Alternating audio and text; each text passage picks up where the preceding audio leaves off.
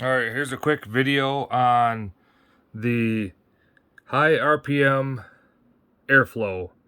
Okay, so in HP tuners, airflow is a direct correlation to fueling. So it takes this number, the number you see, again, it's just a calculation. So at your throttle position, 0, 6.2, 12.5, 18.7, 25, 31, 37, 43, 50, and 100. So the question I had is what your throttle position is, because after 50% throttle, it thinks that from 50 to 100, there's really no change. So then you can see RPMs at the top. Hold on, I got a message coming in. You just sent me a message. All right. 56, 58, 6,000, 62, all the way up to 7. Okay, it says 7, but the maximum the P11 computer can go to is 8192. So even though we can only tune to 7, it goes farther. Okay, so here's my chart. I'm looking at, all right, so on the right side here, that's your 100% throttle. Here's your 50% throttle, and then here's all the rest. So I'm gonna 3D zoom it here. Oh, let me get over to it. Oh, hold on. I'm gonna 3D zoom it so you can kind of get an idea what it looks like. So there you go. So this would be your 7,000. This would be your 3,800. So basically 50%. Let's zoom out here. All right. 50% to 100%. It's a little bit less. So it might be a little rich.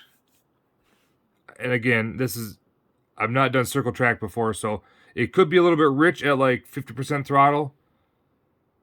But I'm targeting, because of the ported head and your cams, I want to keep giving it fuel all the way up through, because your peak is probably going to be in the high 7s, 76, 77, 7800 peak. So I want it to keep going up as you give throttle. So down here it doesn't really matter, because let's say here, let's go back to here. So you're at 12% or 18% throttle. Airflow numbers, you're at 69, 76. I mean, at 7,000. So I might have to bump up that bottom 43, 37, 31, give it more fuel, because it might be lean. At high RPMs, you let off the gas and you get back in it, it might be lean, but then it goes rich. But that's kind of where I'm at, kind of a thought. So that's airflow. And airflow, again, in HP tuners is directly linked to fuel. So, okay, so then next one would be, let's go with spark. So you go over here to, all these are going to be the same, but I'm working on high octane right now. All right, so right now we got 400 to 1200, we got 12 degrees all across the board. And then it zooms up to 22. And that's what it looks like, your timing. As of right now, I think I might smooth the bottom a little bit, and then maybe smooth the top a little bit. It doesn't need to be that harsh, but in the range of 1200 to 2000, you're not going to be there anyway.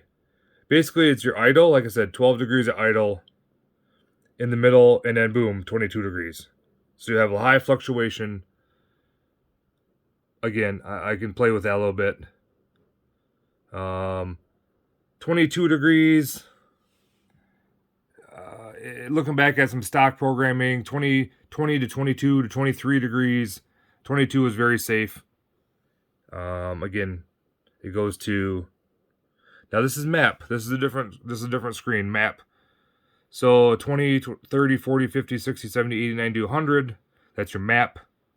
That's why map is important, but because we're flatlined, it doesn't matter where your map is. So, and then your engine speed.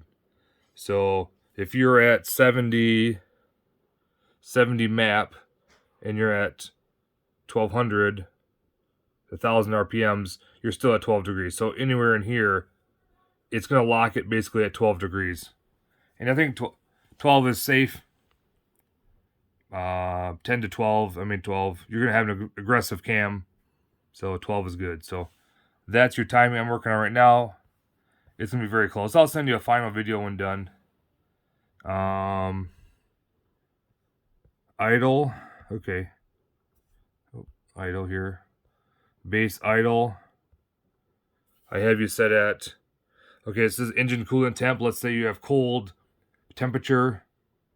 You want to idle higher, but again, we're a race car, so it doesn't matter. I have it set right now at 1,000. 1,000 across the board. I don't care what temperature your engine is. 1,000. And that's, again, with your cams is good. So 1,000 is good. So that was fuel and that was spark and idle. So it's a very basic program. Yeah, so that's it for now. I'll keep you informed.